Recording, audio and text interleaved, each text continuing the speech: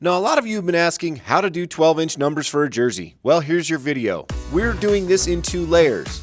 The first layer is white twill, and the second layer is dye sublimated twill. And that's the twist.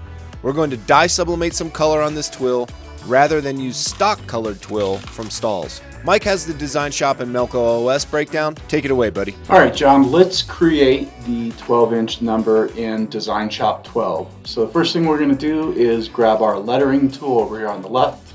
We're going to click on the screen, go up above, change it to tackle twill. We're going to select the 10-inch, change the size to 12 inches, and then take and type in our 72. Once we have this, we can make any changes that we want. So one thing that I like to do is on the twill, if I'm doing the tackle twill lettering, I'll take and do a -2 points in pull offset. Just makes it a little bit skinnier. Once I'm happy with all that, I'm going to click on the lettering, right click, and I'm going to change it to wireframe. And this will allow me to select the locator stitches. So I'm going to do the white layer first. I can copy those and then go over to my Cut Studio and I can paste them, and I'm ready to cut my twill. So it's as easy as that using the 10-inch tackle twill numbers in DesignShop 12. We're using white poly twill from stalls, the link in the description for the right stuff. The white base 12-inch number is a bit larger and doesn't require anything special, just go straight to the cutter. The top layer is dye sublimated, so let's look at that. We're using this red starburst pattern. I size it how I want, then save it as a PDF, and I can take it now to Epson Edge and set it up for dye sublimation printing. We're limited to 16 by 20 because of our heat press. For a little cushion, I'll print 14 by 18 rectangles on my Epson dye sub printer. Cut your rectangles, and we want to tape down our art on top of white poly twill and heat press the art side up at 400 degrees for 40 seconds. Pull the sheet off the twill right away to avoid any ghosting of the image. Mike uses this silicone roller to iron out the wrinkles while the twill is still hot. This helps a lot, but it's not required. I bought the roller from Yellow Tools, link in the description. Now we have the twill we need to take to our cutter and cut out our numbers.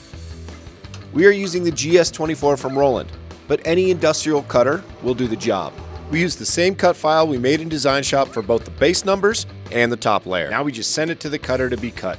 Pro tip, use a 60-degree blade to cut twill, you'll get cleaner lines and deeper cuts. Now we have both the white base and colored top layer cut and ready to applique to our jersey. Let's have Mike show us how to set this up in Melco OS. Change the hoop to the XL hoop.